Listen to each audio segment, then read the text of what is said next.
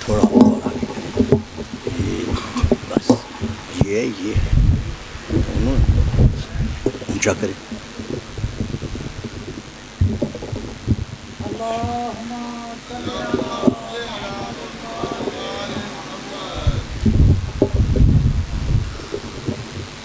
نہیں سیٹ کر دیں آپ, سیٹ کر. کتنی دیر بیٹھیں آرام سے اسے سیٹ کر.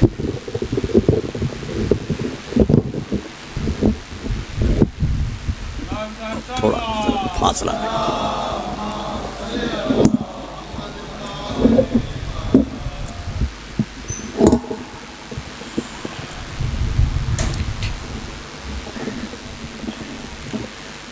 ہاں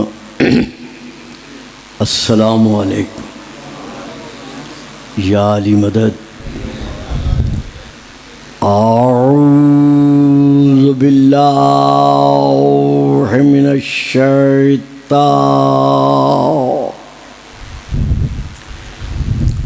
اللعین الرجیم.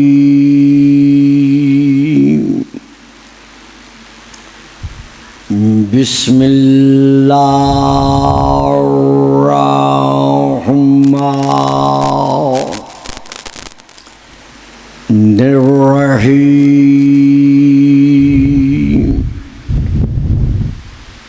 درود پڑھیے گا, صلوات.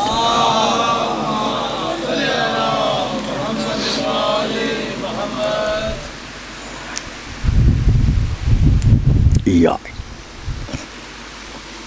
جعل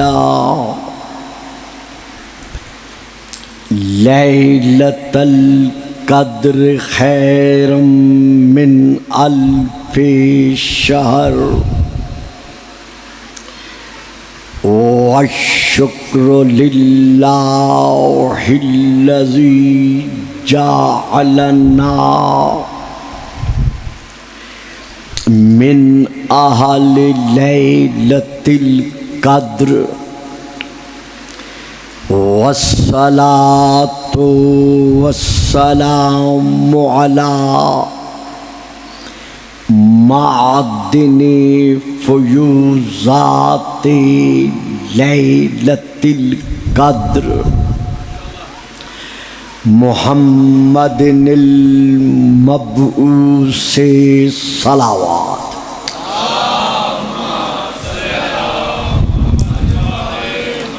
قبل لیلۃ القدر وعلی جواہر علل ما ظاہر فی لیلۃ القدر ثم الصلاۃ علی آلہ الذین ہم محال کتاب اللہ المنزل فی لیلۃ القدر بل ہم کتاب اللہ الناطق المنزل فی لیلۃ القدر وعلی شیعتہم الذین ہم اوراق کتاب اللہ الذی نزل فی لیلۃ القدر لاقتباسہم المعارف من مشکات لیلۃ القدر. اما بعد فقد قال اللہ تبارک وتعالی الذی خالق لیلۃ القدر فی کتاب القدر قل ما اسألکم علیہ من اجر الا من شاء ان یتخذ الی ربہ سبیلا. صلوات.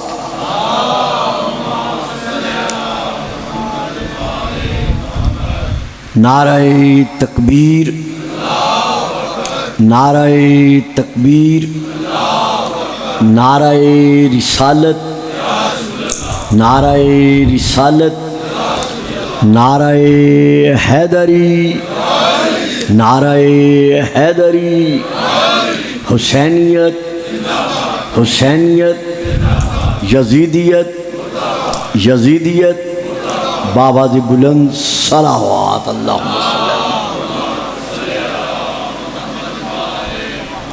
صاحبان علم، صاحبان فہم و فراست، میں نے اس وقت آپ کے سامنے سورہ نمبر 25 کی، سورہ الفرقان کی آیت نمبر 57 کی، 57 کی تلاوت کا شرف حاصل کیا ہے۔ اس آیت کا ترجمہ عرض کرنے سے پہلے میں اس کا شان نزول بیان کرتا چلوں کہ یہ آیت اہل سنت، آئیے شاہ صاحب تشریف لائیے، آ جائیے، آ جائیے۔ یہ آیت اہل سنت اور اہل شیعہ ہر دونوں کے مفسرین کے نزدیک جو شان نزول رکھتی ہے وہ شان نزول مشترکہ ہے، یعنی دونوں احباب کے علماء کا اس شان نزول پر اتفاق ہے۔ جب رسول خدا مکہ سے ہجرت فرما کر مدینے کو اپنے نور منور سے مدینۃ المنورہ بنا چکے، اب آپ سیٹوں پہ بیٹھ جاتے ہیں، ہر سال میں یہی کہتا ہوں تو یار آگے بیٹھا کرو، بات لیا کرو۔ اب میں کیا کروں، آنا بھی مجھے پڑتا ہے جو بڑی سرکار کا حکم ہوتا ہے، اور آپ بھی مجھے مایوس کرتے ہیں، دور دور بیٹھ جاتے ہیں۔ اب دیکھیں سارا مرکز خالی پڑا ہوا ہے، بچے آگے بیٹھے ہیں، ان کو کیا پتا میں نے کیا فکر ادا کیا ہے۔ واہ صاحب واہ، اتنا سفر کر کے میں آتا ہوں، اتنی تقریریں چھوڑ کے میں آتا ہوں، آپ 2 قدم آگے نہیں آ سکتے۔ آ جائیں جو حضرات سمجھ سکتے ہیں وہ حضرات آگے تشریف لیں، صحیح تو آپ بھی آگے آ جاؤ نا، آپ بھی آئیں اور 2-4 افراد لے آئیں۔ اب میں نے تقریر کر دی ہے، میں نے کوئی دوڑا قصیدہ تو نہیں سنانا۔ درود پڑھ، بیٹا چھوڑ دو موبائل، چھوڑ دو، میری بات سنو، درود پڑھیں، صلوات۔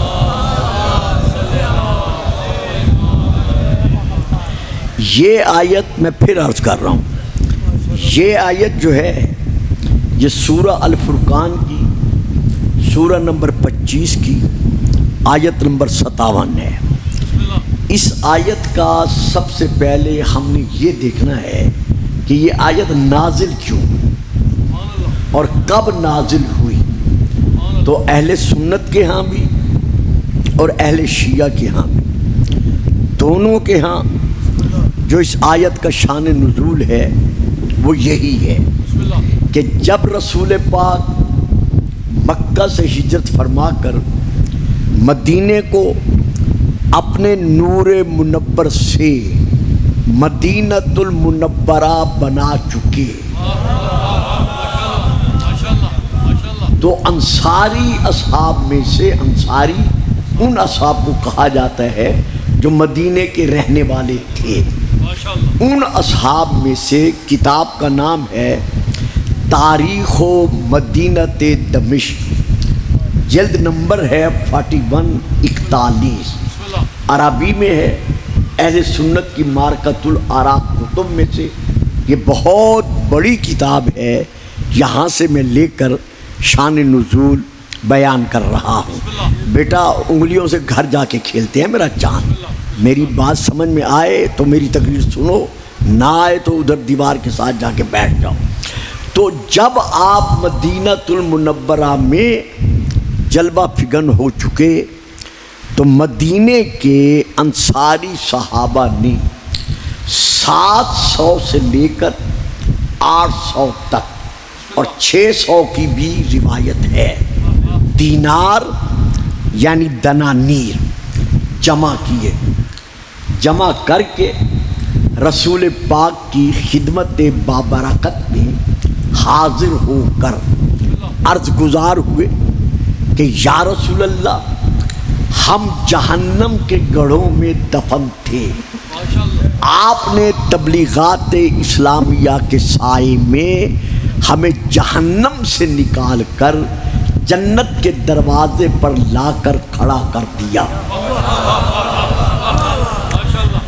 ہم شیطان کی باطل پرستی میں مبتلا تھے، شیطانیت کی تاریکیوں میں ٹامک ٹولیاں مار رہے تھے، آپ نے اپنے نور صراط مستقیم کے سائے میں بے سایہ ہونے کے باوجود ہمیں صراط مستقیم پہ کھڑا کر دیا۔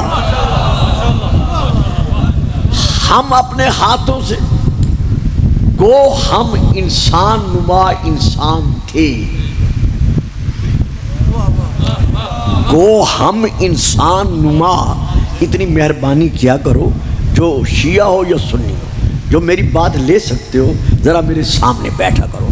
ہم انسان نما انسان تھے، یعنی ہم میں انسانیت نہ تھی،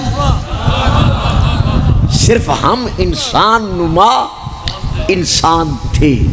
یہی وجہ ہے کہ ہم اپنے ہاتھوں سے اپنی پیدا ہونے والی بیٹی کو زندہ درگور کر کے دفن کر کے خوشیاں مناتے تھے، تو آپ نے ہمیں انسانیت بخشی۔ ہمیں تبلیغ کرتے ہوئے آپ نے جو زحمات، صعوبات، تکلیفات برداشت کی ہیں، ہم آپ کی خدمت میں اور تو کچھ پیش نہیں کر سکتے، صرف یہی تھوڑا سا نذرانہ ہے، 600 700 800 دراہم کا، دنانیر کا، یہ آپ ہم سے قبول فرما لیں۔ یہ ہے اس کا شان نزول۔ اب رسول پاک دے رہے ہیں جواب۔ آپ نے اپنے پیارے پیارے صحابہ سے ارشاد فرمایا کہ اے میرے صحابیوں، تم اچھی طرح جانتے ہو میں مظہر غنی عن العالمین ہوں۔ صاحب جی فکرہ لیجئے، بچوں اگر سمجھ میں آ جائے تو فکرہ لے، یعنی میں اس اللہ کا بھیجا ہوا رسول ہوں، میں اس اللہ کا بھیجا ہوا نبی ہوں جو غنی عن العالمین ہے، اور اسی مذہب میں اسی غنی عن العالمین نے مجھے اپنا مظہر بنا کے بھیجا ہے۔ تو جب میں مظہر غنی عن العالمین ہوں تو پھر واضح ہو گیا کہ میں دنیا کے کسی غنی کا محتاج نہیں۔ حضور آج تقریر ذرا مشکل ہوگی، میں خود کہہ رہا ہوں، جو مجھے ہر سال خندق خیبر نہیں سنانا، لہذا میں نے اپنے مزاج کے مطابق تقریر کرنی ہے۔ اگر لیں گے تو مہربانی، نہیں لیں گے تو آئندہ ساتھ سے سلام کر دوں گا۔ میں مظہر غنی عن العالمین ہوں، میرے یہ شایان شان ہی نہیں کہ میں تم منگتوں سے کچھ مانگوں۔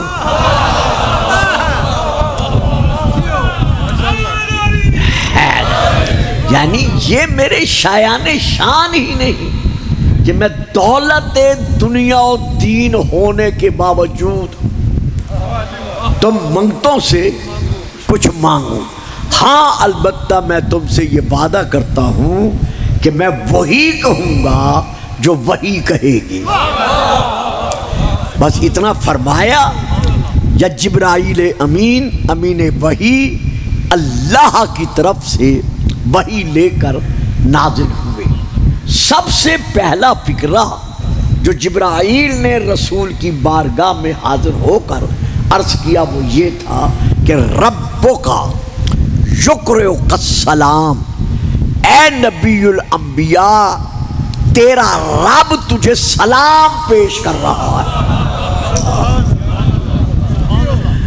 آج اگر کوئی کلمہ گو رسول کو سلام کرنا گوارا نہ سمجھے اور یہ کہہ دے کہ ماتا محمد محمد مر گیا ہے، نقل کفر کفر نہ باشد، سلام نہیں کرنا چاہیے۔ بھئی محمد کو تیرے سلاموں کی ضرورت نہیں، اس کی بارگاہ میں تو خود اللہ سلام بھیج رہا ہے۔ درود پڑھیے گا، صلوات۔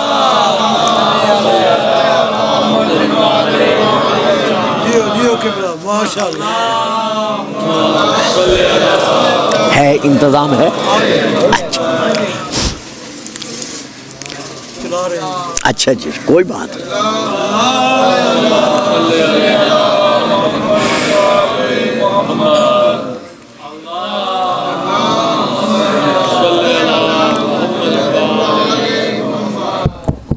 اس کی بارگاہ میں تو خود اللہ، جس کا اپنا نام السلام ہے، یعنی اللہ کے جو اسماء گرامی ہیں ان ناموں میں سے اللہ کا ایک اپنا نام السلام ہے۔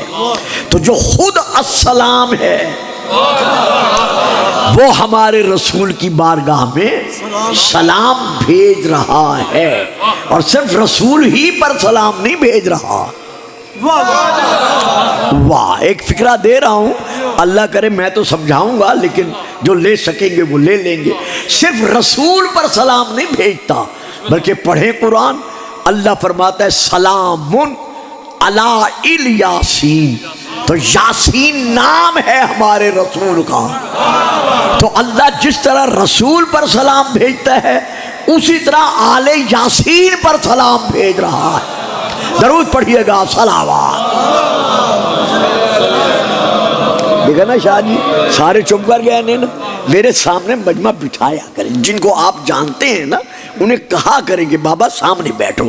اب یہاں پر رسول پاک پہ پاس جبرائیل نے سلام دینے کے بعد اللہ کا حکم سنایا کہ تیرا رب تجھے فرما رہا ہے کہ ان اپنے صحابہ سے کہہ دو کہ قل ما اسألکم علیہ من اجر الا من شاء ان یتخذ الی ربہ سبیلا، کہ میرا حبیب ان سے کہہ دو کہ میں تم سے تبلیغ رسالت کے سلسلے میں کسی قسم کے اجر کا، کسی قسم کے مزدوری کا میں سوال نہیں کرتا، الا مگر کرتا ہوں۔ یعنی پہلے کیا ہے؟ نفی ہے کہ میں تم سے کوئی سوال نہیں کرتا، آگے ہے الا۔ ہمیشہ یہ قاعدہ ہے کہ اللہ کے پہلے نفی ہوتی ہے، اللہ کے بعد اس بات ہوتا ہے، اللہ سے پہلے انکار ہوتا ہے، اللہ کے بعد اقرار ہوتا ہے۔ رات دن آپ کلمۃ التوحید پڑھتے ہیں نا تو کیا پڑھتے ہیں؟ لا الہ، نہیں ہے کوئی معبود حقیقی، لا الہ، نہیں ہے کوئی معبود حقیقی۔ اگر یہاں چپ کر جاؤ تو یہ کفر ہے، اگر یہاں چپ کر جاؤ تو یہ شرک ہے کہ کوئی معبود حقیقی نہیں ہے۔ آگے پھر کیا پڑھتے ہو؟ الا اللہ، مگر اللہ معبود حقیقی ہے۔ معلوم ہوا اللہ کے بعد جو عبارت آتی ہے وہ اقرار ہوتی ہے۔ اور بھی جڑے بچے نہیں سمجھے میں ان کو آسان مثال دے دوں، ہمارے ذاکر، ہمارے مولوی، میں خود، یہ ملنگ موالی اکثر ایک دوسرے کے سامنے جب بیٹھتے ہیں تو علی کی شان کا قصیدہ پڑھتے ہوئے کہتے ہیں کہ علی تو وہ بہادر ہے جس کے حق میں اللہ نے کہا ہے لا فتح۔ تو اب اس کا کیا معنی بنتا ہے؟ لا فتح، نہیں ہے کوئی جوان الا علی، مگر علی ہے۔ تو پہلے نفی ہے، پھر اس بات ہے، پہلے انکار ہے، پھر اقرار ہے۔ تو اسی طرح یہاں ہے کہ ان سے کہہ دو کہ میں تم سے تبلیغ دین رسالت کے سلسلے میں کوئی اجر کا سوال نہیں کرتا، الا، ہاں مگر کرتا ہوں، کیا سوال کرتا ہوں؟ من شاء ان یتخذ الی ربہ سبیلا، تم میں سے جو چاہے سبیل اللہ کا دامن پکڑ لے۔ تم میں سے جو بھی چاہے اللہ کی سبیل کا، سبیل اللہ کا دامن پکڑ لے، یعنی سبیل اللہ کی محبت پر، سبیل اللہ کی مودت پر، سبیل اللہ کی اطاعت پر وہ قائم و دائم رہے۔ تو میرے محترم حضرات، اب یہاں ہمیں یہ دیکھنا پڑے گا کہ اس سبیل اللہ سے مراد کیا ہے، یعنی کون ہے سبیل اللہ کہ جس کی محبت، جس کی مودت، جس کا دامن پکڑنا تبلیغ رسالت کا اجر ہے اللہ کے نزدیک، تو وہ سبیل اللہ ہے کون؟ لو میں ایک اور آیت پڑھ رہا ہوں، لَإِن قُتِلْتُمْ، یہ سورہ نمبر 3 کی ہے، لَإِن قُتِلْتُمْ فِي سَبِيلِ اللَّهِ أَوْ مُتُّمْ لَمَغْفِرَةٌ مِّنَ اللَّهِ وَرَحْمَةٌ خَيْرٌ مِّمَّا يَجْمَعُونَ۔ اوے پتر تینوں نیندر آئی ہے، چلا جا، اٹھ کے چلا جا میرا بیٹا۔ نہیں میرا بیٹا، میں تقریر کر رہا ہوں بیٹا، میں کوئی تمہیں قصہ تو نہیں سنا رہا۔ درود پڑھیں، صلوات۔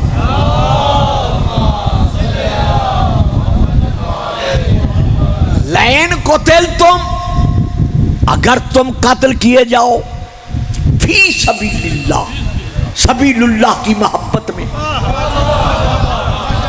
اگر میں کوشش کروں گا، میں آپ سب کے لیے کوشش کروں گا کہ میری بات آپ کی سمجھ میں آ جائے، لیکن میں کیا کروں، میری مجبوری ہے کہ میرا ایک اپنا انداز ہے اور ماحول ہے۔ لَإِن قُتِلْتُمْ فِي سَبِيلِ اللَّهِ، اگر تم اللہ کی خوشنودی کی خاطر سبیل اللہ کی محبت میں قتل کر دیے جاؤ، آؤ متم، یا تم بستر بیماری پر طبعی موت یعنی اپنی موت مر جاؤ، یعنی قتل ہو جاؤ تب بھی، اور طبعی موت مر جاؤ تب بھی، لَمَغْفِرَةٌ مِّنَ اللَّهِ، تو بستر موت پر مرتے وقت گھبرانا نہ، یہ نہ سوچنا کہ میرا فلاں کزن، میرا فلاں بھائی، میرا فلاں ماموزاد، میرا فلاں محلے دار شہید ہو گیا اور میں رتبہ شہادت سے محروم ہو گیا، نہ، اگر سبیل اللہ کی محبت دل میں ہے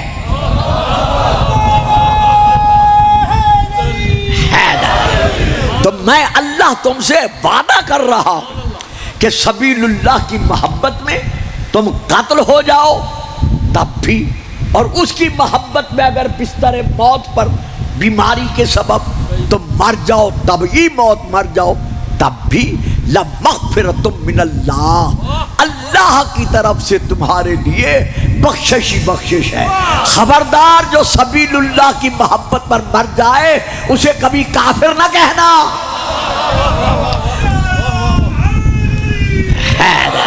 درود پڑھیے گا، صلوات۔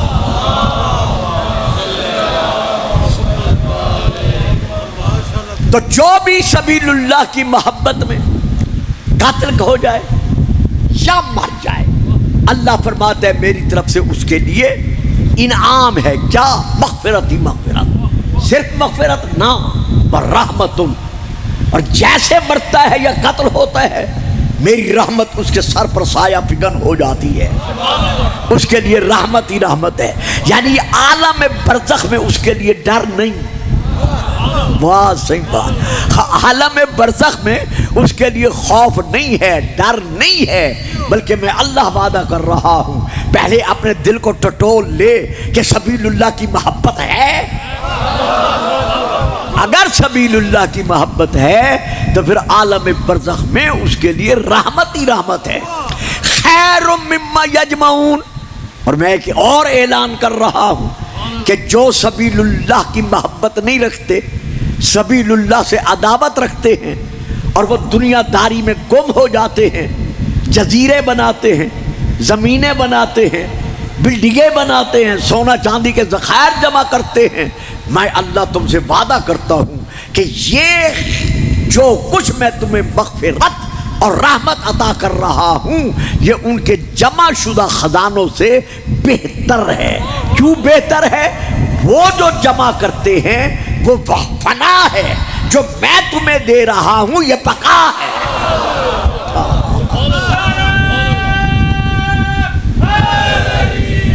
واہ صاحب واہ، جیتے رہو، سلامت رہو۔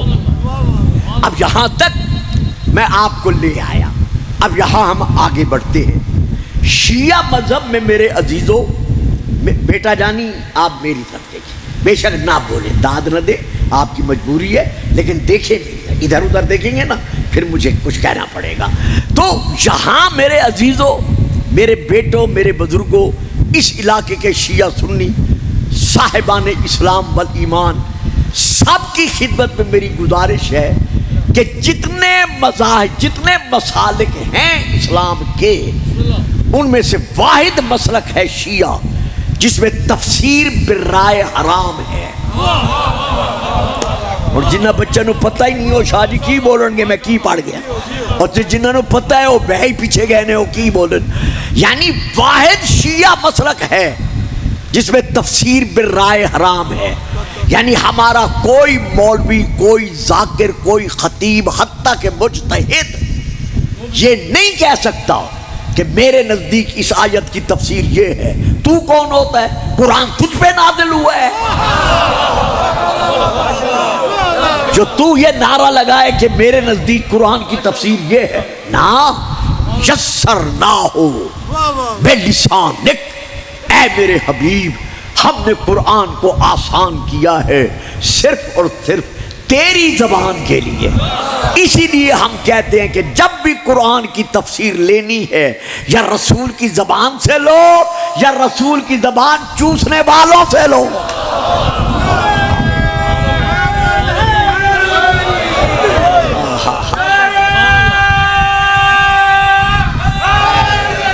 جیو سلامت رہو، اللہ کرے میں سمجھا سکوں۔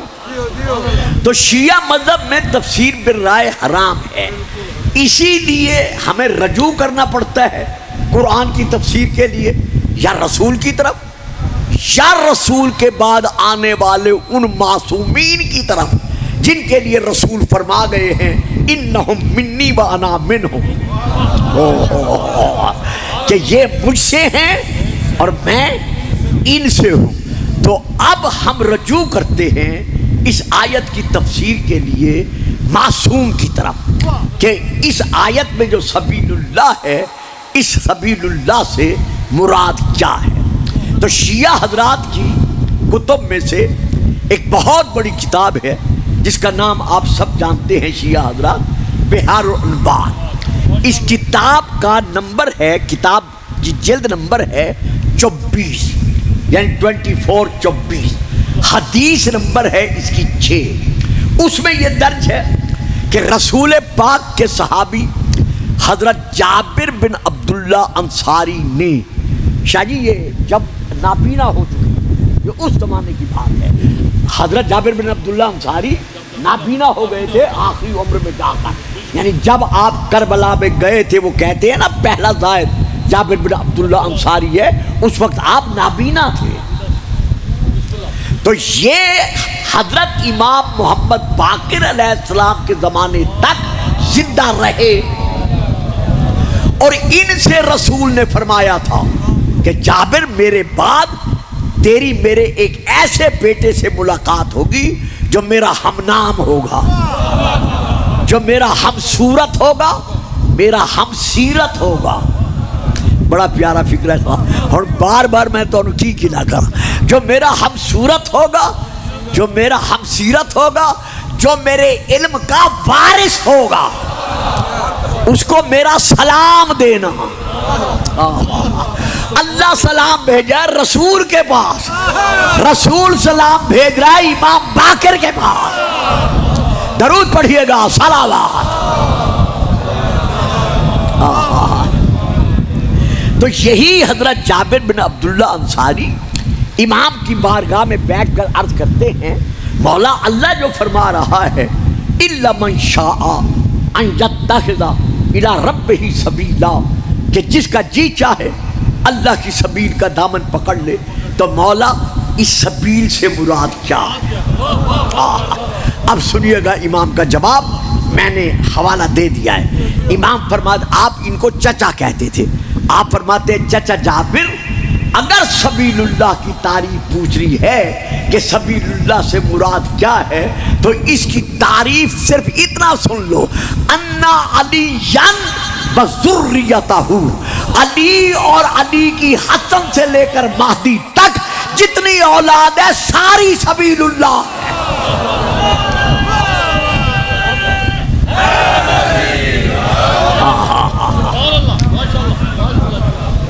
من قتل فی ولایتہ۔ دیکھو صاحب جو سمجھ جاؤ نا وہ بول، مجھے مایوس مت کرے، بڑا سفر کر کے آتا ہوں اس مجلس کے لیے، جہاں بیٹھے میں آپ کو آگے نہیں بلاتا، جس کے سمجھ آ جائے میری بات وہ وہاں سے بولے ضرور۔ من قتل فی ولایتہ قتل فی سبیل اللہ، جو علی کی محبت میں قتل ہو جائے وہ فی سبیل اللہ قتل ہوتا ہے۔ ومن مات فی ولایتہ مات فی سبیل اللہ، اور جو علی کی محبت میں مر جائے اسے مردہ مت کہو، اسے ہلاک مت کہو، بلکہ وہ فی سبیل اللہ مر رہا ہے، اور اللہ کہہ رہا ہے جو مر جائے یا قتل ہو جائے دونوں کا مرتبہ میرے نزدیک ایک ہے۔ اب یہاں پر میں پھر آگے بڑھتا ہوں، جب پتہ چل گیا کہ جو سبیل اللہ کی محبت میں مر جائے اس کا درجہ بھی شہادت والا ہے، تو شہید کسے کہتے ہیں؟ شہید کون ہے؟ آئیے پھر قرآن کی طرف، سورہ نمبر 2 کی میں آیت پڑھ رہا ہوں جس میں اللہ ارشاد فرما رہا ہے وَلَا تَقُولُوا لِمَنْ يُقْتَلُ فِي سَبِيلِ اللَّهِ أَمْوَاتٌ، خبردار جو سبیل اللہ کی محبت میں قتل کر دیے جائیں انہیں مردہ نہ کہنا۔ بابا جی یہ اللہ کہہ رہا ہے، یہ کوئی مولوی نہیں کہہ رہا۔ جو سبیل اللہ کی محبت میں قتل ہو جائے اسے مردہ نہ کہنا۔ وَلَا تَقُولُوا لِمَنْ يُقْتَلُ فِي سَبِيلِ اللَّهِ أَمْوَاتٌ بَلْ أَحْيَاءٌ، بلکہ میں اللہ اعلان کر رہا ہوں کہ وہ زندہ ہے، وَلَٰكِن لَا تَشْعُرُونَ، لیکن تم اس کی زندگی کو سمجھ ہی نہیں سکتے۔ تو جب تم اس کی زندگی کو سمجھ ہی نہیں سکتے تو تمہیں کیا پتا کہ نیزے پہ قرآن پڑھنے والا زندہ تھا یا نہیں تھا؟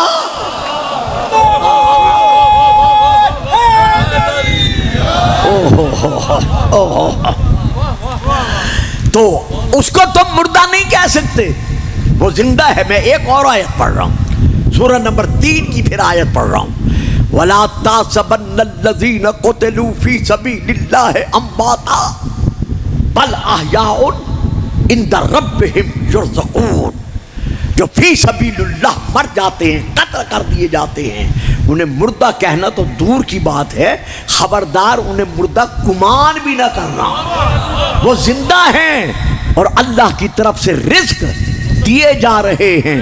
جب امام سے پوچھا گیا مولا یہ فی سبیل اللہ یعنی علی اور اہل بیت کی محبت میں مرنے والے کو اللہ کی طرف سے جو رزق مل رہا ہے وہ رزق کیا ہے؟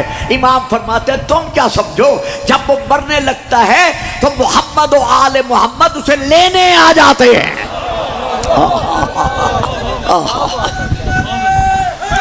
عید بابا زندہ ہے نا، اسی لیے کہتا ہوں آگے بیٹھے۔ اب جس کو پتہ ہی نہیں ہے میں نے ابھی تک کیا پڑھا ہے وہ بیچارہ کیا بولے گا۔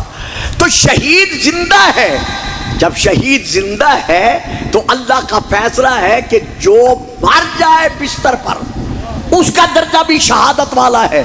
تو وہ کون ہے جس کا درجہ شہادت والا ہے؟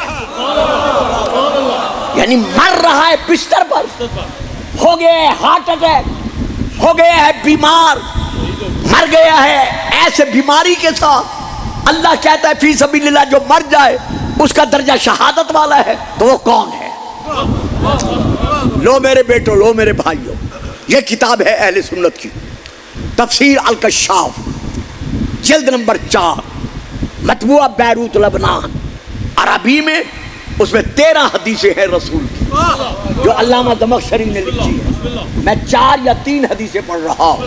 علامہ زمخشری لکھتے ہیں رسول پاک نے ارشاد فرمایا الا ومن مات علی حب آل محمد مات شہیدا، جو آل محمد کی محبت دل میں رکھ کر مر جائے، خبردار اسے مردہ نہ کہنا، وہ شہید ہے۔ اور تم اس کی زندگی کو نہیں سمجھ سکتے۔ شاہ جی بابا جی تو خیر ان سے فیض لے کے میں عرض کر رہا ہوں نا، یہ فکرہ بڑا اچھا دے رہا ہوں آپ سب کے لیے جی، یہ بچے نہیں لے سکیں گے سوا دو چار حضرات کے جو لے رہے ہیں۔ یعنی شہید زندہ ہے۔ شیعہ حضرات کے ہاں یہی وجہ ہے کہ جب تلقین پڑھتے ہیں تو مردے کا شانہ ہلا کر کہتے ہیں اسمع افہم، سن اور سمجھ۔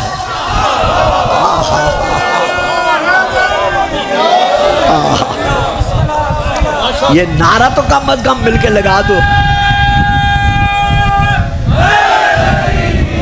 بابا جی مہربانی کرنا، آئندہ جب بھی آؤں مجھے ماحول دیں۔ دیکھیں میرا ایک اپنا مزاج ہے، میں نے کچھ پڑھنا ہے، میں نے کوئی قصہ کہانی تو نہیں سنانی۔ ایک بار پھر نعرہ لگائیے، نعرہ حیدر۔ یعنی صرف واحد شیعہ مذہب ہے کہ جب ہم اپنے مرنے والے کے لیے تلقین پڑھتے ہیں تو اس کا دایاں شانہ زور سے ہلا کر کہتے ہیں اسمع، جس کا معنی ہے تو سن، اور افہم، جس کا معنی ہے تو سمجھ۔ معلوم ہوا سن بھی رہا ہے، سمجھ بھی رہا ہے۔ کیوں؟ ولایت آل محمد پہ مرا ہے، کل بھی زندہ تھا، آج بھی۔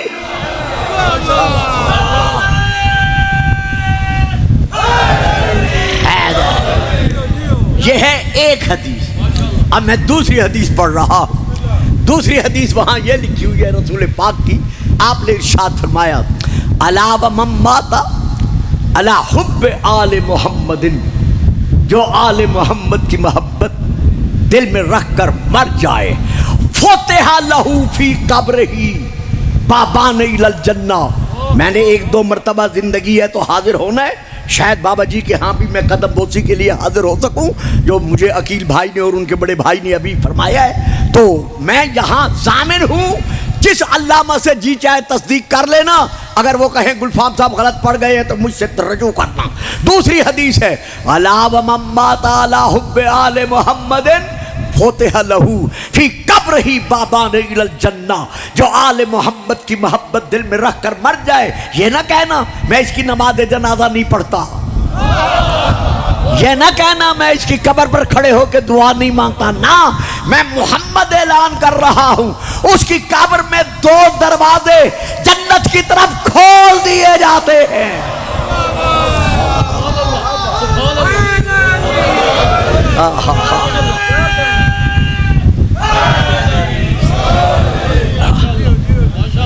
الا ومن مات علی حب آل محمد، جو آل محمد کی محبت دل میں رکھ کر مر جائے، جعل اللہ قبرہ مزار ملائکۃ الرحمہ، اللہ رحمت کے فرشتوں کے لیے اس حبدار کی قبر کو زیارت گاہ بنا دیتا ہے۔ یار حد دے تو چپ کرن دی۔ او بابا جان جو آل محمد کی محبت رکھ کر مر جائے، جب اس کی قبر کی زیارت کرنے کے لیے فرشتوں کا جانا شرک نہیں ہے تو پھر ہمارا کربلا جانا شرک کیسے بن گیا؟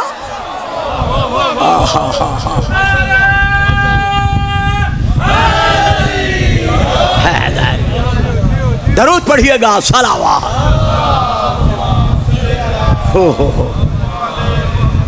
اچھا جی، یہاں تک میں آپ کو لے آیا، بڑی مہربانی آپ صاحبان کی، آپ نے میرے تلخ کلمات برداشت کر لیے، خدا آپ کو زندگی دے، سلامتی دے۔ اور بڑی پیاری بیٹا یہ بات ذرا سمجھنے کے قابل ہے، 14 حدیثیں ہیں، یہ 13 یا 14، یہ جو ہے نا 13 یا 14، پوری 13 حدیثوں میں آل محمد۔ ہوئے ہوئے ہوئے الا ومن مات علی حب آل محمد، آل محمد، آل محمد، جو آل محمد کی محبت پر مر گیا، پوچھے علماء کے سروں پر قرآن رکھ کر، ان 13 حدیثوں میں رسول نے اپنا نام نہیں لیا۔ ہوئے ہوئے ہوئے ہوئے ہوئے ہوئے، یعنی 13 کی 13 حدیثیں یا 14 کی 14 حدیثیں جو ہیں رسول نے یہ نہیں فرمایا الا ومن مات علی حب محمد. گل سمجھ آندی بھئی یار تھوڑا تھوڑا یار بولے کرو تو کمال کرے دیو. ذاکر قصیدہ پڑھ دے سو چوتھے آسمان تے پہنچ وے دیو اور میں بیچارہ اتنی محنت کر کے پڑھدا پیا چپ کر کے بیٹھے ہوتے. درود پڑھیں صلوات. یہ تو ہمیں پتہ ہے نا کہ رات دن کس طرح ہم مطالعہ کرتے ہیں اور کس طرح آ کے نتیجہ پیش کرتے ہیں. پوری 13 حدیثوں میں رسول نے صرف یہی فرمایا ہے الا ومن مات علی حب آل محمد. یہ نہیں فرمایا کہ الا ومن مات علی حب محمد و آل محمد. رسول نے اپنا نام کیوں نہیں کیا؟ صرف اپنی آل کا نام کیوں لیا ہے؟ رسول نے اپنا نام اس لیے نہیں لیا کہ رسول کو مومن بھی مانتے تھے منافق بھی مانتے تھے.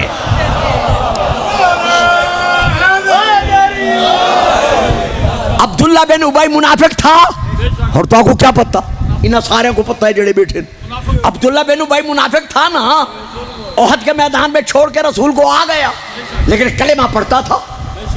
عقبہ کی گھاٹی میں جنہوں نے رسول کے قتل کا منصوبہ بنایا تھا, قتل کا منصوبہ بھی بنا رہے ہیں, کلمہ بھی پڑھ رہے ہیں. جن لوگوں نے مسجد زرار بنائی تھی اور رسول نے گروا دی تھی وہ کلمہ بھی پڑھ رہے ہیں اور مسجد زرار بھی بنا رہے ہیں. تو رسول کو مومن بھی مانتے تھے منافق بھی مانتے تھے. اسی لیے نام آل کا لیا کہ آل کو جب بھی مانے گا وہی مومن ہے گا جو مومن ہوگا.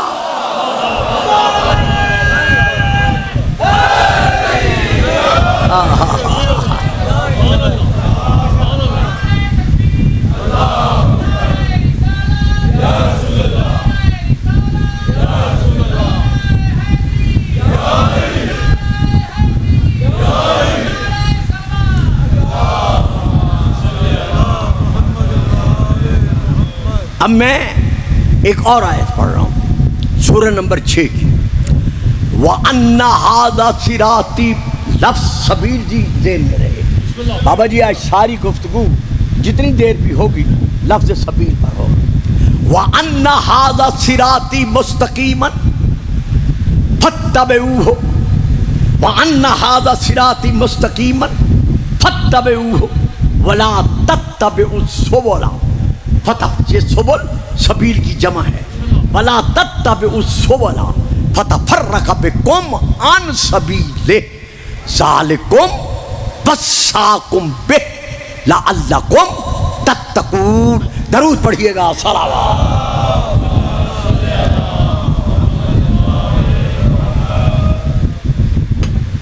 میرا حبیب. اب یہ پھر ہماری شیعہ کتاب ہے بہار الانوار, یہی جلد نمبر 24. ان سے کہہ دو وَأَنَّ هَذَا صِرَاطِي مُسْتَقِيمًا.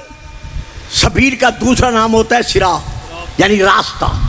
راستے کا دوسرا نام ہے سبیل. سبیل کہو تب بھی صراط, صراط کہو تب بھی سبیل. وَأَنَّ هَذَا صِرَاطِي مُسْتَقِيمًا. دیکھ لو اور کوئی راستہ مستقیم نہیں ہے, یہی میرا راستہ.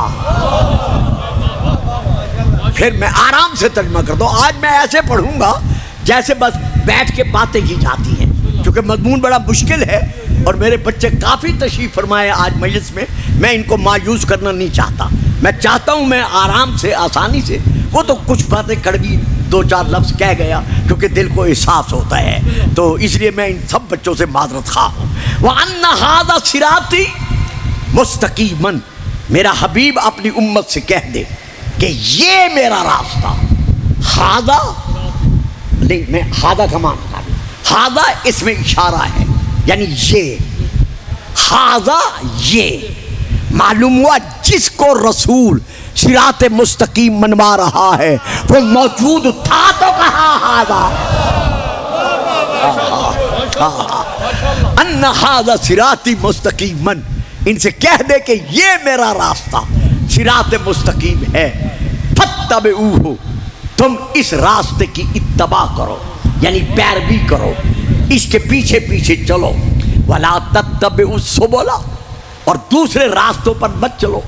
اگر اسے چھوڑ کر دوسرے راستوں پر چلو گے فتفرق بکم عن سبیلہ, تو وہ تمہیں اللہ کی سبیل سے دور کر دیں گے.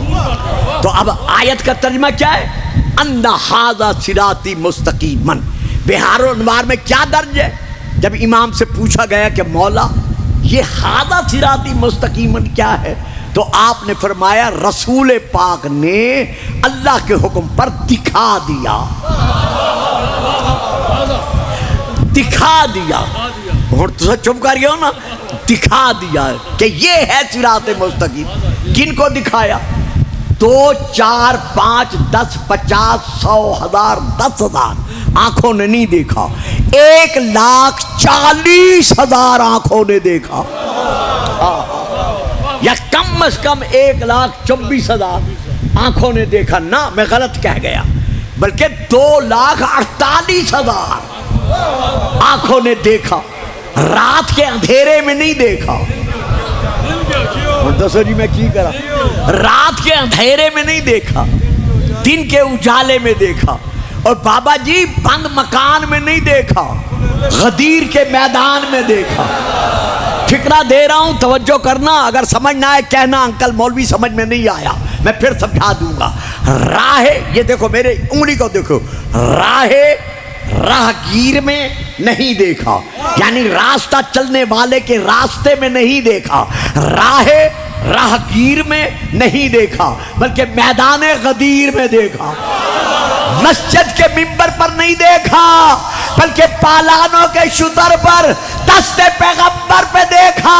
ان ھذا صراطی مستقیما، دیکھو یہ علی میرا سیدھا راستہ ہے۔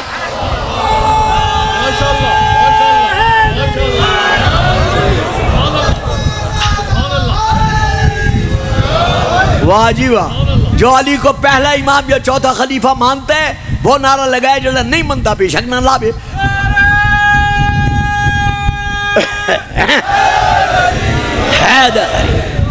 ان ھذا صراطی مستقیما، یہ میرا راستہ۔ ہاں بھائی جان توجہ ہے نا، سارے نعرے ادھروں لگ رہے ہیں، ادھر کسی نے بھی نعرہ نہیں، حالانکہ سارے جوان بیٹھے۔ اچھا اور بابا جان ذکر علی عبادت، علی کا ذکر عبادت ہے۔ جب میں بیٹھا کرو یہ نہ سوچا کرو کہ ہم نعرے لگائیں تھک گئے ہیں بار بار نعرے لگاتے ہیں، نا، علی کے رجسٹر میں نام لکھواؤ کہ ذاکر صرف گلفام نہیں تھا، ہم بھی تھے، بلکہ نعرہ حیدری۔ تو یہ میرا راستہ صراط مستقیم ہے، فاتبعوہ، اس کی اتباع کرو، ولا تتبعوا السبل، اسے چھوڑ کر باقی راستوں پر مت چلو، اگر چلو گے فتفرق بکم عن سبیلہ، تو یہ راستے تمہیں اللہ کی سبیل سے، اللہ کے راستے سے، یعنی ولایت علی سے دور کر دیں گے۔ شاہ صاحب بڑی پیاری بات ہے اور بڑی اونچی فکر ہے، اللہ کرے میں ہاتھ باندھتا ہوں۔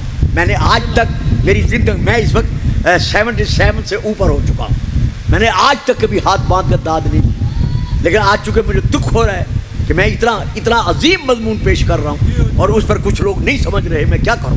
تو جو سمجھ جائیں وہ میرا ضرور ساتھ دے، میں ہاتھ باندھ کے آج اپیل کر رہا ہوں۔ اللہ فرماتا ہے وَوَصَّاكُم بِهِ، اللہ تمہیں وصیت کرتا ہے کہ اس صراط مستقیم پہ قائم رہو۔ ہوئے ہوئے ہوئے ہوئے ہوئے، جیو، سلامت رہو، سلامت رہو۔ ذالکم وصاکم بہ، اللہ تمہیں وصیت کرتا ہے کہ اس صراط مستقیم پر قائم رہو۔ کیوں رہو؟ لعلکم تتقون، تاکہ تم متقی بن جاؤ۔ معلوم ہے بے شک قرآن ہدی للمتقین ہے، لیکن متقین تب بنو گے جب قرآن کے ساتھ ساتھ سبیل کو مانو گے۔ تو اب میں جو فکر دے رہا ہوں، جو وہ بات دے رہا ہوں، اللہ کرے گھروں میں جا کر بے شک سوچ لینا کہ آج گلفام صاحب نے کیا دیا ہے تقریر کے دوران۔ اللہ کر رہا ہے وصیت۔ اب وصیت کس کو کی جاتی ہے؟ جو سامنے ہو۔ وصیت کون کرتا ہے؟ جو سامنے ہو۔ اللہ تو سامنے آ نہیں سکتا، تو پھر اللہ ہم سے وصیت کیسے کر رہا ہے؟ تو اب اللہ اس کا حل قرآن میں پیش کر رہا ہے۔ وما ينطق عن الهوى ان هو الا وحی یوحی، میرا حبیب میری وحی کے بغیر نہیں بولتا، محمد کا قول قول خدا ہے۔ وَمَا رَمَيْتَ إِذْ رَمَيْتَ وَلَكِنَّ اللَّهَ رَمَى، میرے حبیب یہ کنکریاں جو تو نے پھینکی ہیں یہ تو نے نہیں پھینکی بلکہ میں اللہ پھینک رہا۔ ہمارے نبی کا فعل یعنی کام اللہ کا کام ہے۔ مَن يُطِعِ الرَّسُولَ فَقَدْ أَطَاعَ اللَّهَ، جس نے رسول کی اطاعت کی اس نے اللہ کی اطاعت کی۔ تو معلوم ہوا اب رسول کی وصیت کیا بنے گی؟ اللہ کی وصیت۔ جس طرح رسول کا قول اللہ کا قول، رسول کا فعل اللہ کا فعل، یا رسول لے رہے ہیں بیعت، ان الذین یبایعونک انما یبایعون اللہ ید اللہ فوق ایدیہم، یہ جن لوگوں نے تیرے ہاتھ پر بیعت کی ہے ان کے ہاتھوں پر تیرا ہاتھ نہیں تھا بلکہ مجھے اللہ کا ہاتھ تھا۔ ایک طرف کہتا ہے میں جسم نہیں رکھتا، دوسری طرف کہتا ہے میرا ہاتھ تھا۔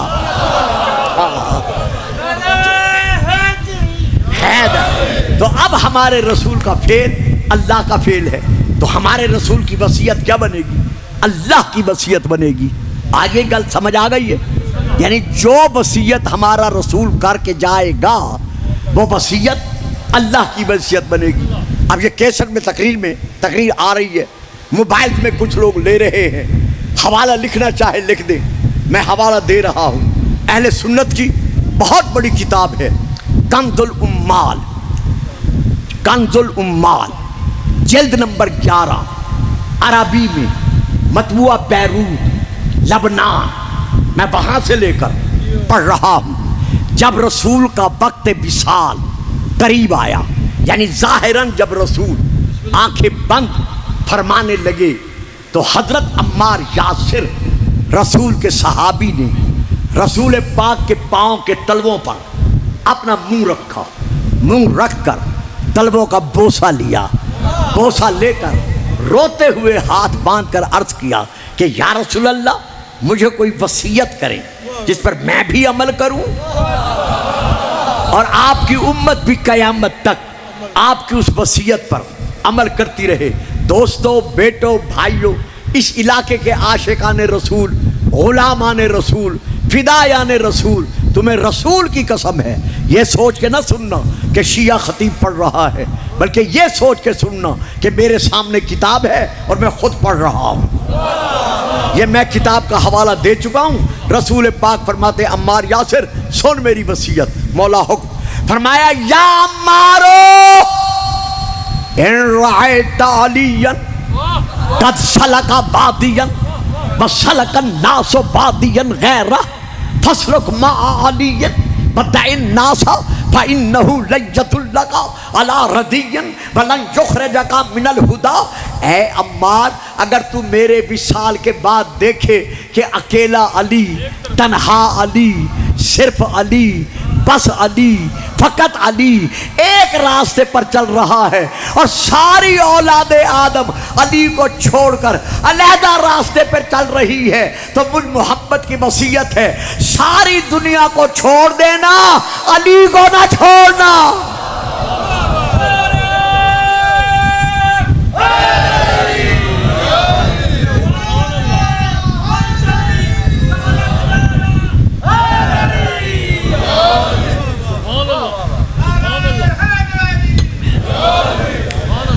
جو مجلس میں بیٹھ کر ذکر علی پر نیند کو نہیں چھوڑ سکتا وہ ساری دنیا کو علی کی خاطر کیسے چھوڑے گا؟ مل کے نعرہ حیدری کہ عمار ساری دنیا چھوڑ دینا لیکن علی کو نہ چھوڑنا۔ اب یہ ایک حوالہ، اب ایک اور حوالہ ہے، عام بچوں کے لیے نہیں ہے، جتنے صاحبان علم شیعہ سنی بیٹھے ہیں یہ حوالہ ان کے لیے ہے۔ ہماری عربی کی ڈکشنری ہے، بہت بڑی کتاب ہے، بہت بڑی، لسان العرب، یہ ڈکشنری کی کتاب ہے لغت کی، اس کی جلد نمبر 11 ہے۔ اس میں ہے رسول پاک نے وصیت کیا کی۔ جب آخری وقت آیا تو آپ نے فرمایا اوصیکم بکتاب اللہ و اطرتی، اے میری امت میں تمہیں وصیت کر کے جا رہا ہوں اپنی کتاب، یعنی کتاب اللہ، اللہ کی کتاب، و اطرتی، اور اپنی اطرت کے لیے کہ نہ کتاب چھوڑنا نہ میری اطرت چھوڑنا. اطرت سے مراد کیا ہے؟ نہ میری ذریت چھوڑنا. ذریت سے کیا مراد ہے؟ نہ میری اہل بیت چھوڑنا. اہل بیت سے کون مراد ہے؟ در والے نہیں. تمہاری چوپ تو بھی صدقے. اہل بیت سے کون مراد ہے؟ در والے نہیں ہیں بلکہ چادر والے ہیں، جن کو چادر میں بٹھا کے رسول فرما رہے ہیں اللہم ہؤلاء اہل بیتی و خاصتی و حامتی لحمہم لحمی و دمہم دمی یولمونی ما یولمہم و یحزنونی ما یحزنہم انا حرب لمن حاربہم و سلم لمن سالمہم و عدو لمن عاداہم و محب انا محبہم. یا اللہ یہ کیوں میری اہل بیت ہیں؟ اس لیے کہ انہم منی و انا منہم، یہ مجھ سے ہیں میں ان سے ہوں. یہ میرا خون ہے، یہ میرا گوشت ہے، یہ میرا پوست ہے. آپ کی جیلم کی سرحد پر رہنے والا، گجرات اور جیلم کی سرحد پہ رہنے والا میرا ایک بھائی، بہت بڑا سکالر آف اسلام، وہ اپنے لیکچر میں فرما رہے تھے، میں نے خود سنا ہے کلپ، کہ اگر رسول نے کہا ہے حسین و منی یا فاطمہ تو بدا تو منی یا علی و منی، تو یہ کون سی بڑی بات ہے؟ ہم بھی تو کہہ دیتے ہیں یہ بھائی مجھ میں سے ہے، یہ میرا رشتہ دار مجھ میں سے ہے، یہ میرا دوست مجھ میں سے ہے. ایسے رسول نے کہہ دیا. مولانا کہنے سے پہلے سوچ لو، تم جسے کہتے ہو مجھ میں سے ہے، خواہشات نفسانی کے سائے میں کہتے ہو. اوئے ہوئے اور بتائیں مولانا، بتائیں میں اسے کیسے آسان کروں. تم جسے کہتے ہو یہ مجھ میں سے ہے، تکلفاً کہتے ہو، خواہشات نفسانی کے تحت کہتے ہو. محمد تکلفاً بات نہیں کرتا. وما انا من المتکلفین، میں تکلفاً باتیں کرنے والا نہیں ہوں. وما ینطق عن الہویٰ، اللہ کا حکم ہے، میں بیان کر رہا ہوں کہ جس نے ان کو مانا اس نے مجھے مانا.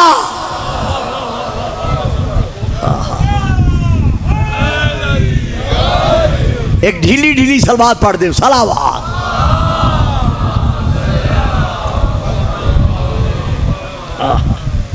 یہاں تک میں آپ کو لے آیا اور گھنٹہ بھی گزر گیا. 2:45 بجے میں بیٹھا تھا، 3:45 ہو گئے، گھنٹہ گزر گیا ہے. اب میں ایک اور آیت پڑھتا ہوں اور میں اسے سمیٹتا ہوں. ذاکر صاحب آج گئے ہوں تو بتا دینا، نہ آ گئے ہوں تو تب بھی فرما دینا. سورہ نمبر اسی 25 کی. ہاں دیکھا نا، آپ ذاکر کو دیکھنے لگ گئے نا، ابھی بیچارہ آ جاتا ہے، گھبرائیں نہیں، وہ آپ کو چوتھے آسمان پہ لے جائے گا. درود پڑھیے گا.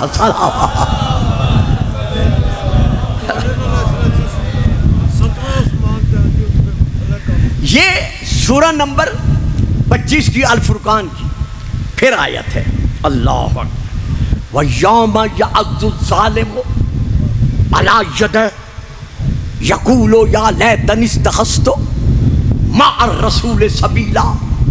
قیامت کے دن گناہگار حسد کے سبب اپنے دانتوں کے ساتھ اپنے دونوں ہاتھوں کو کاٹے گا اور کاٹ کاٹ کر کہے گا کاش میں جس دنیا سے آیا ہوں اس دنیا میں رہتے ہوئے رسول کے ساتھ ساتھ سبیل کو بھی مانتا. یہ تو مرنے کے بعد پتہ چلے گا نا کہ آل محمد کا مقام کیا ہے. تو وہ کیا کہے گا؟ یہ آیت ہے کہ کاش جس دنیا سے میں آیا ہوں اس دنیا میں رہتے ہوئے میں رسول کے ساتھ ساتھ سبیل کو بھی مانتا.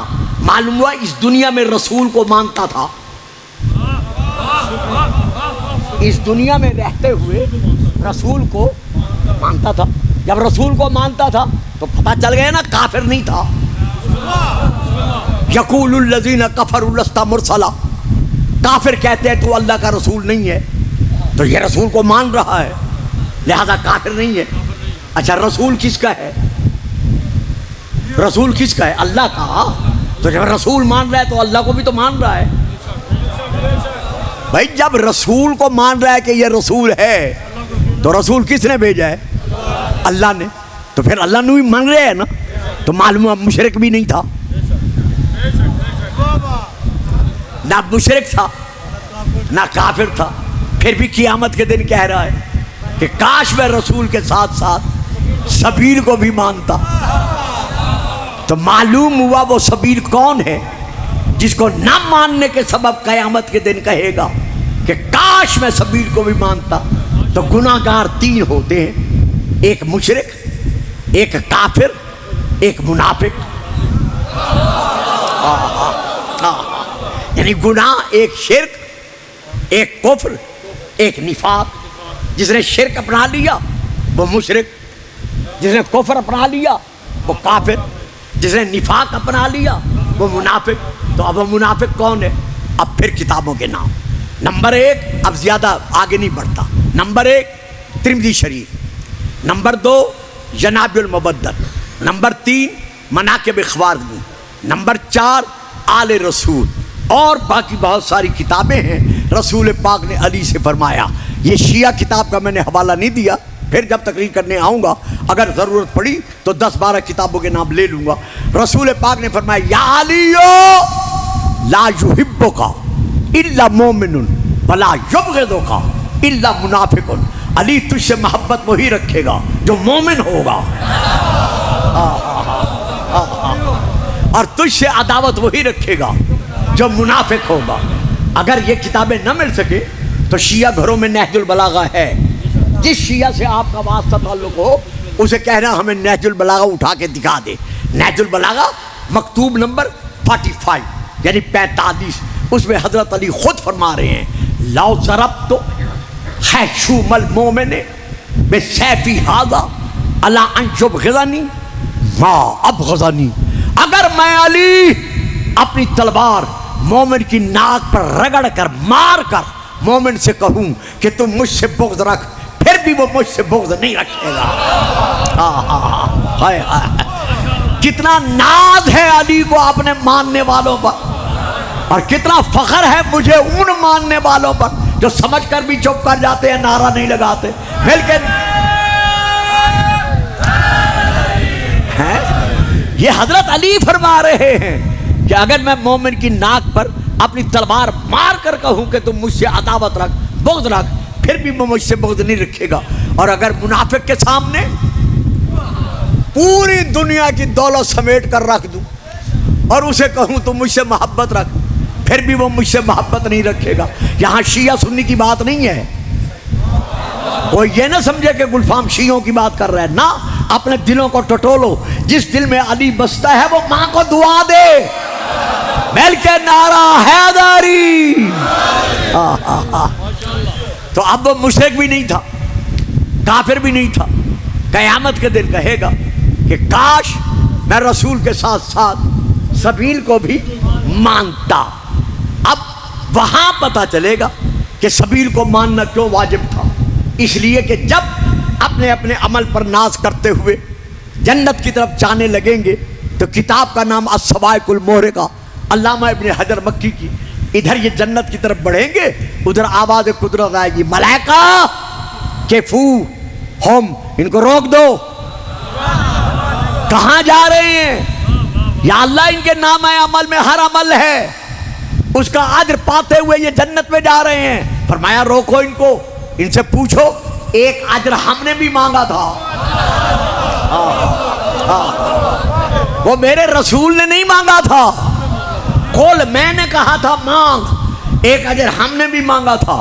اگر دیا ہے تو اجر لیں، اور اگر نہیں دیا تو روک لو. تو رسول سے پوچھا گیا یا رسول اللہ روک کے پھر اللہ کیا پوچھے گا؟ فرمایا ان سے سوال کیا جائے گا. کیا؟ واقفوہم انہم مسئولون، ان سے سوال کیا جانا ہے. کس بات کا؟ ان ولایت علی ابن ابی طالب.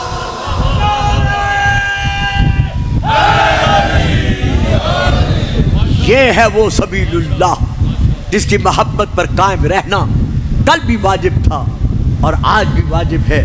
انشاءاللہ اگر دوسری تقریر کے لیے مجھے حاضر ہونا پڑا تو میں اسی موضوع کو لے کر پھر بتاؤں گا کہ یہ کون سا واجب ہے، کیونکہ واجب کفائی ہے، واجب عینی ہے، واجب تخیری ہے، واجب نفسی ہے. بچوں معاف رکھنا آپ نہیں سمجھ سکتے، واجب نفسی ہے.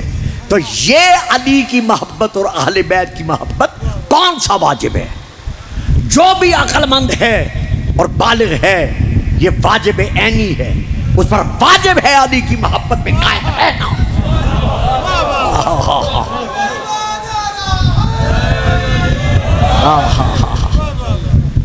تو جن لوگوں نے رسول کی وصیت کو بھلا دیا، اہل بیت رسول کو چھوڑ دیا، ہم تاریخ میں دیکھتے ہیں، ذاکر آگے ہے اچھا، ہم تاریخ میں دیکھتے ہیں کہ جب رسول پاک حضرت عبد المطلب اور حضرت ابو طالب نے، عبد المطلب نے حوالے کیا تھا ابو طالب کے، جب حضرت ابو طالب کا انتقال ہو گیا، وصال ہو گیا، مکہ کے لوگوں نے رسول پاک پر، کافروں نے اتنا ظلم کیا، اتنا ظلم کیا۔ حضرت ابو طالب کے بعد، یہ شیعہ سنی دونوں کتابوں میں ہے کہ رسول پاک کو زید غلام کے ساتھ مکہ چھوڑ کر طائف کے علاقے میں جانا پڑا۔ جو بچے ایف اے کر چکے ہیں یا بی اے کر چکے ہیں وہ تاریخ سے واقف ہیں کہ طائف کا ذکر تاریخ میں موجود ہے۔ آپ کو طائف کے علاقے میں جانا پڑا، مدارج النبوہ کے مطابق 1 مہینہ، باقی کتابوں کے مطابق 15 دن یا 16 دن یا 17 دن آپ طائف کے علاقے میں رہے۔ وہاں کے سرداروں نے اتنا ظلم کیا، اتنا ظلم کیا کہ شریر بچے رسول پاک پر اتنے پتھر برساتے تھے کہ ٹخنوں ٹخنوں تک میرا رسول اپنے خون میں ڈوب جاتا تھا، حتیٰ کہ بدن کے جس حصے پر ہاتھ رکھتے تھے فرماتے تھے زید میرا گوشت میرے جسم سے باہر آ رہا ہے۔ اندازہ لگائیں رسول کیسی تبلیغ کر کے گئے ہیں۔ لیکن شیعہ اور غیر شیعہ دونوں کی تاریخوں میں ہے کہ جب وہ اپنے ظلم کی انتہا کو پہنچے تو کہنے لگے یتیم عبداللہ اس طرح تو باز نہیں آتا، اب ایسا کرو جن جن گھروں میں آگ ہے وہ آگ اٹھا کر محمد پر پھینکو۔ یعنی طائف کے علاقے میں پتھروں کے علاوہ، باقی صعوبات کے علاوہ، میرے شیعہ سنی بھائیوں، ہمارے رسول پر آگ برسائی گئی، اتنی آگ برسائی گئی کہ جناب زید جب آگ کو ہٹانے لگے تو آپ کے ہاتھ جھلس گئے۔ یہ تاریخ میں پہلی آگ ہے۔ میں نے بہت بڑا فکرہ کہا ہے لیکن میں اس سے پردہ نہیں اٹھا سکتا۔ یہ تاریخ میں پہلی آگ ہے جو رسول پر برسائی گئی۔ تاریخ میں ایک اور آگ بھی ہے جو برسائی نہیں گئی بلکہ لگائی گئی۔ یہاں رسول کا ہاتھ اپنے بدن پر رہا، وہاں بطول کا ہاتھ اپنے پہلو پر رہا، یہاں تک کہ سیدہ کی کمر جھک گئی، سر کے بال سفید ہو گئے، دیواروں کا سہارا لے کر سیدہ چلتی رہی اور رو رو کر بابے کے مزار کی طرف دیکھ کر کہتی رہی بابا جو مصیبتیں پر پڑی ہیں اگر دنوں پر پڑتی تو یہ راتوں میں بدل جاتے۔ ایک آگ وہاں برسائی گئی، ایک آگ یہاں لگائی گئی، ایک اور آگ بھی ہے جو کوفہ کے شہر میں برسائی گئی۔ کب برسائی گئی؟ سن 60 ہجری 9 ذی الحجہ کا دن، جب جناب مسلم نے توآ نامی مومنہ کے گھر بیٹھ کر نماز صبح ادا کر لی، تمام تعقیبات سے فارغ ہو گئے، آپ کے کانوں پر گھوڑوں کے ٹاپوں کی آواز آئی۔ آپ نے جلدی سے ہتھیار سنبھال کر گھر سے باہر نکلنے لگے۔ توآ نے دامن پکڑا، روتے ہوئے ہاتھ باندھ کر کہتی ہے مولا کہاں کا ارادہ ہے؟ فرمایا ابن زیاد کے لشکری مجھے قید کرنے کے لیے آ رہے ہیں۔ کہا مولا یہ گھر ہے، گھر کے اندر رہیں، اندر رہ کر لڑنا آپ کے لیے آسان ہوگا، باہر گلی کوچے میں آپ نہیں لڑ سکیں گے، اکیلے کیسے مقابلہ کریں گے؟ بھئی اس علاقے کے سیدوں غیر سیدوں، شیعوں غیر شیعوں، جناب مسلم کا جواب سننا۔ آپ دیکھ کر کہتے ہیں توآ تو جانتی ہے میں ہاشمی گھرانے کا فرد ہوں، میری غیرت گوارا نہیں کرتی کہ میری زندگی میں غیر محرم بغیر پردہ کرائے تیرے گھر آ جائیں؟ میں ہاتھ باندھ کر کہتا ہوں یا مسلم، آج تو آپ سے اتنا گوارا نہ ہو سکا کہ غیر محرم تو نامی کنیز کے گھر بغیر پردہ کرائے آئیں، لیکن ہائے شام غریبہ، جب شمر آواز دے کر کہہ رہا تھا خیموں میں گھس جاؤ، تمہیں روکنے والا کوئی نہیں رہا، جناب مسلم نے تلوار سنبھالی، طوع کے گھر سے باہر نکلے، پہلے سپاہی 1500 پر آئے، پھر چلتے چلتے 2500 تک پہنچے، آپ کی تلوار کی کاٹ برابر جاری رہی، اتنی جاری رہی کہ لاشوں کے انبار لگ گئے۔ آخر اعلان کرنا پڑا ان کو کہ جن جن گھروں کے چولہوں میں جتنی آگ ہے وہ آگ اٹھا کر اپنے اپنے مکانوں کی چھتوں سے پردیسی مسلم پر پھینکو۔ جب یہ اعلان ہوا، آئیے ذاکر صاحب، آئیے تشریف لے آئیں، آ جائیں کوئی بات نہیں،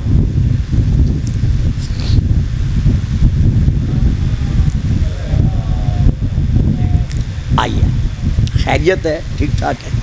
جب یہ اعلان ہوا، چاروں طرف سے جتنے مکانات تھے، ان مکانات کی جتنی عورتیں تھیں، جتنے گھر کے بچے تھے، انہوں نے اپنے اپنے چولہوں سے آگ سنبھالی، مکانوں کی چھتوں پر چڑھ گئے۔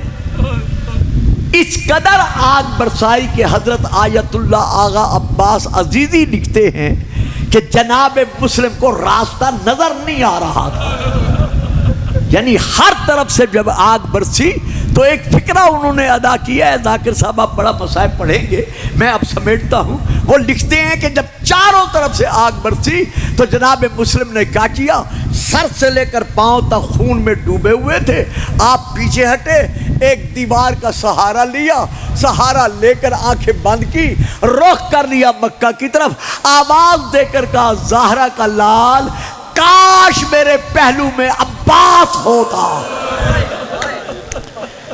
پھر ان ظالموں کو پتا چلتا کہ ہاشمی شیروں پر آگ کیسے برسائی جاتی ہے۔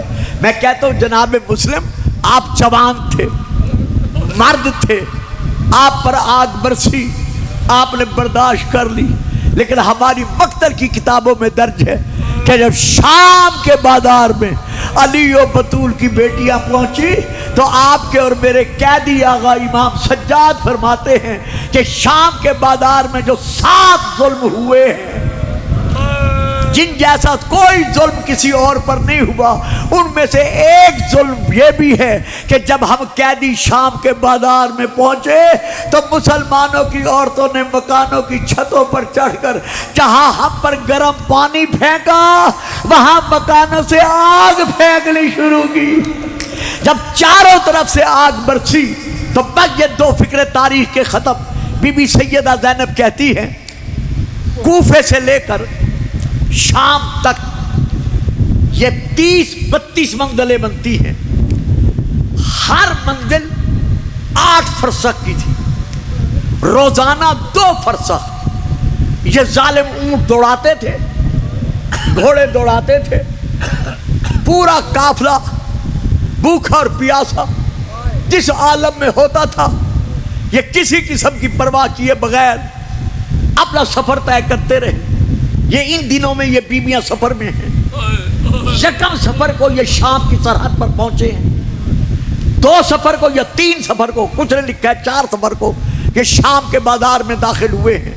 جب شام کے بازار میں داخل ہوئے، بی بی فرماتی ہیں کوفے سے لے کر شام تک پورا راستہ حسین جب نیزے پہ ہوتا تھا، اس کی آنکھیں میرے چہرے پہ ہوتی تھی، میرے سر پہ ہوتی تھی، قافلے پر ہوتی تھی، لیکن جب شام کے بازار میں چاروں طرف سے آگ برسی تو میں نے دیکھا حسین کی آنکھیں بند ہو گئی۔